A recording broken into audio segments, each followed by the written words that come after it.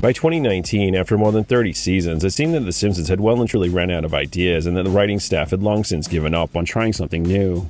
Then came the 8th episode of the 31st season, Thanksgiving of Horror, which first aired in November 2019.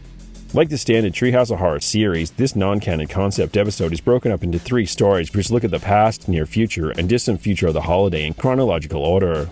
The second segment, The Fourth Thursday After Tomorrow, is a tribute to the anthology TV series Black Mirror when the family have an AI version of Marge installed throughout their house, while the final segment, The Last Thanksgiving, is an amalgamated homage to the 1958 film The Blob and the 1979 movie Alien when Bart and Milhouse accidentally bring a can of cranberry sauce to life.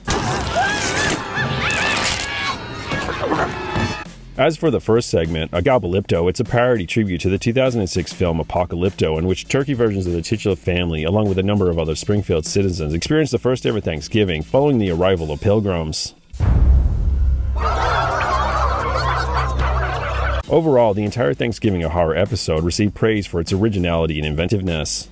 However, the A-Gobble-Ypto segment was singled out for special attention due to a number of risky creative decisions, such as featuring minimal dialogue from the human characters and limited subtitles for the turkeys, combined with especially graphic violence that was necessary to truly capture the horror of the subject matter, all of which ultimately paid off and served to make the segment a fitting addition to the Treehouse series.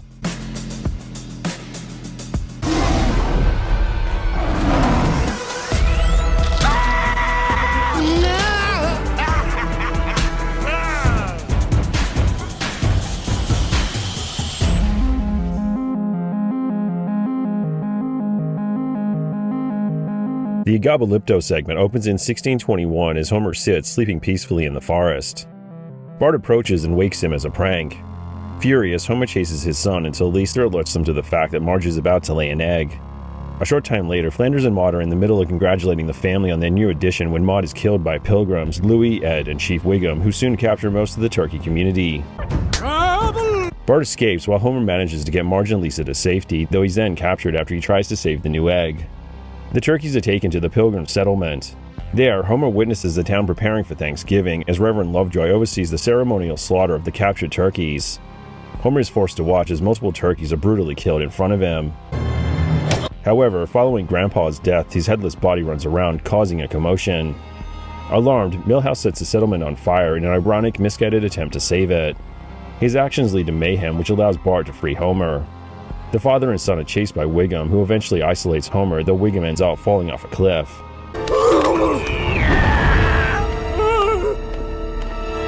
Assuming they're safe, Homer and Bart find Marge and Lisa.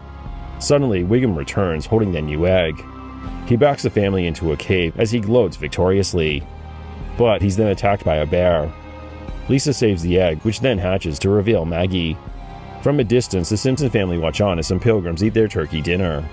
In the only turkey dialogue with subtitles, Homer comments that there will be an ominous future for turkeys as Thanksgiving becomes a new human tradition. Although writer-producer Matt Selman was the person who pitched the idea behind A-Gobble-Ypto, that it would be Apocalypto but with turkeys, the entire Thanksgiving of Horror episode was written by Dan Weber and directed by Rob Oliver. Prior to the installment, Weber had written a number of episodes for The Simpsons, the first of which was the critically acclaimed installment, The Book Job, the 6th episode of the 23rd season that was a satire of the publishing industry when Homer and Bart put together a team of authors for the next successful tween novel franchise, which first aired in November 2011. The vampire genre is sucked out. All we gotta do is find a new monster to be our hero. Although Weber hadn't written any horror-themed episodes for The Simpsons prior to the Thanksgiving of Horror, he was very familiar with the genre, as one of his earliest jobs in the television industry was for the comedy horror series Buffy the Vampire Slayer. Before Thanksgiving of Horror, Oliver had directed numerous episodes of The Simpsons, including the concept Christmas episode Holidays of Future Past, the 9th episode of the 23rd season, detailing the family's relationship struggles in the future, which first aired in December 2011, and Barthood, the 9th episode of the 27th season, another concept installment that parodies the 2014 film Boyhood, which follows Bart's journey from youth to adulthood, constantly searching for approval from his father, that originally aired in December 2015. Why aren't we moving? Because you're drunk and I'm stoned.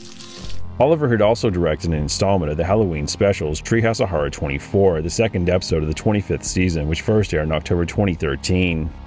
With the exception of the opening sequence, which was directed by Guillermo del Toro, Oliver directed all 3 segments of the special. Ultimately, despite Thanksgiving of Horror being Weber's first attempt at the genre on The Simpsons, he clearly drew from his experience while working on Buffy. While Oliver's past work on the Treehouse series heavily informed his creative decision-making, which led to one of the most unique and inventive Treehouse segments ever produced.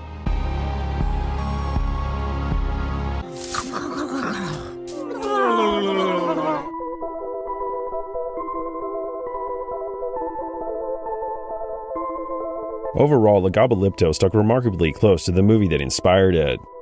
Set in Yucatan in the early 1500s, A-Gobble-Ypto tells the story of a young man, Jaguapor, a late Mesoamerican hunter who is a member of a peaceful tribe that live in harmony with nature.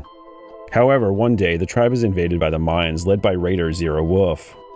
Although Jaguapor manages to get his family to safety, including his pregnant wife, he himself is captured. Jaguapor and his fellow prisoners are taken to a Mayan city where nature has been decimated and social classes are clearly divided. The civilization is clearly in decline, which is why Jaguapor and his surviving tribe members are there, as they are to be sacrificed to appease their gods, as the Mayans believe will return their civilization to prosperity. As Jaguapor is about to be slaughtered, a solar eclipse occurs, and the Mayans interpret the event as a sign that the gods are satisfied. Jaguapor and the remaining captives are taken by the raiders to be used as target practice. The prisoners are offered freedom if they can dodge the attacks. Conversely, those that are wounded are then killed by Zero Wolf's son, Cutrock. Ultimately, Jaguapor is injured, but he manages to kill Cutrock and flee. Zero Wolf leads his men to hunt down Jaguapor.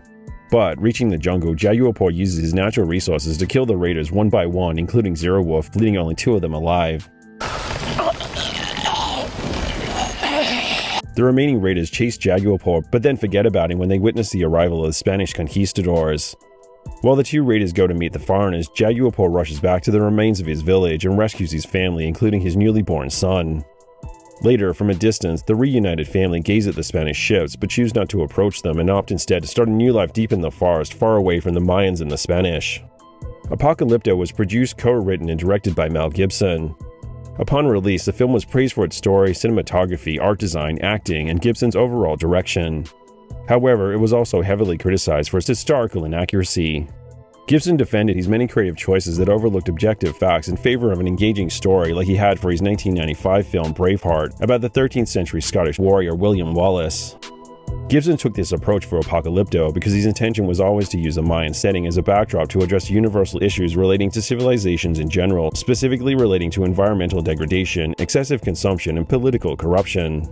And when it came to producing A-Gobble-Ypto, The Simpsons also made some crucial creative decisions of their own. Throughout A-Gobble-Ypto, the dialogue used is a modern approximation of the ancient language of the setting with subtitles. For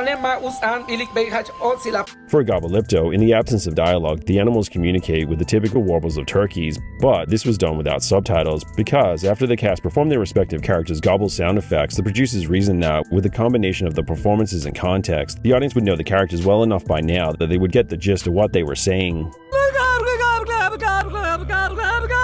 The decision to make the A-Gobble-Ypto story unusually violent and graphic, even by Treehouse standards, was due to the fact that, from a turkey's perspective, Thanksgiving, especially the first, would have been very much like living through a slasher movie. Gravy. Furthermore, like every good slasher film, the order in which the turkey characters are killed was strategic, carefully arranged for maximum emotional impact. One of the best things about non-canonical episodes of The Simpsons are the self-referential twists that can often see beloved characters killed off.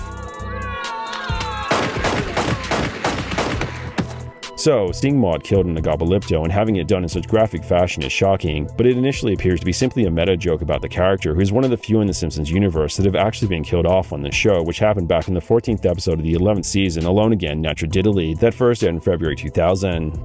In the episode, Marge is permanently killed off after an accident while watching a car race.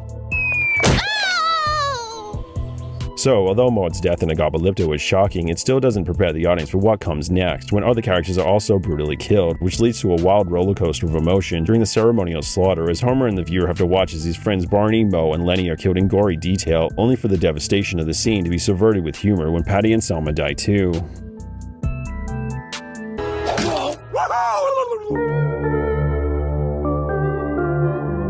Ultimately, when a show has been on the air for decades and produced well over 600 episodes, it's understandable that the Simpsons staff wanted to try something new, and given that they had nothing to lose, they decided to go big and weird. Well, what do we have it hither?